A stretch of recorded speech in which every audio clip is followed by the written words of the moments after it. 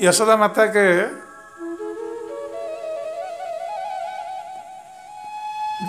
सूचिका गृह में दो कृष्ण रह गए, एक तो यशोदा माता के कृष्ण और एक वसुदेव नंदन कृष्ण। फिर दोनों का क्या हुआ ना, दोनों एक हो गए,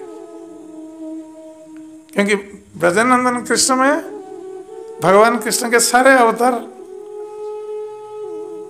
सम्मिलित है, इसलिए वासुदेव कृष्ण भी उनके भीतर ही है, वो मिल गए।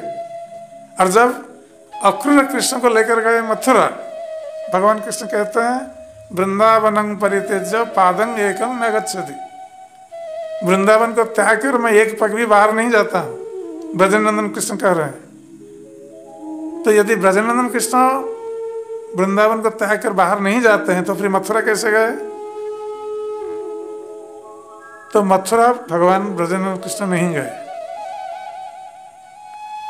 जब अक्रूर लेकर जा रहे थे ब्रजनंदन कृष्ण को, तो वृंदावन और मथुरा की जो सीमा है, उस सीमा के पास कृष्ण भागवत में वर्णन है कि अक्रूर जी यमुना के तट पर गए, रथ को रोककर गए यमुना में स्नान करने के लिए, और यमुना में उन्होंने कृष्ण बलराम को देखा।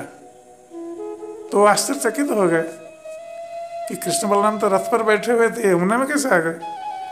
फिर आकर रथ पर देखते हैं कृष्ण बलराम बैठे हुए हैं। पुनः जाते हैं यमुना में तो देखते हैं अब कृष्ण बलराम के स्थान पर बलराम अनंत शेष बन गए हैं और कृष्ण विष्णु स्वरूप में शेष साई विष्णु।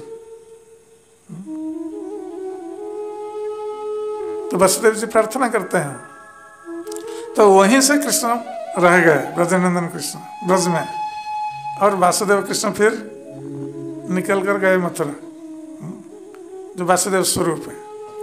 इसलिए वासुदेव कृष्ण मथुरा द्वारका में कभी दो भुज रूप हैं, कभी चतुर्भुज रूप हैं।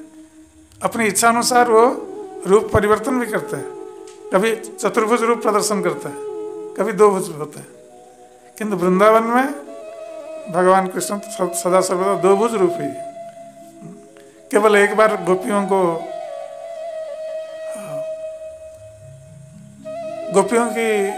के प्रेम को जानने के लिए उन्होंने नारायण रूप धारण किया था, जब गोपियां खोज रही थी कृष्ण को। किंतु जब श्रीमती राधा रानी आई तो उनके दो हाथ लुप्त हो गए, वो चतुर्भुज रूप को धारण नहीं कर पाए भगवान कृष्ण। तो जो भी हो, तो भगवान कृष्ण ब्रज में रह गए, मथुरा नहीं गए।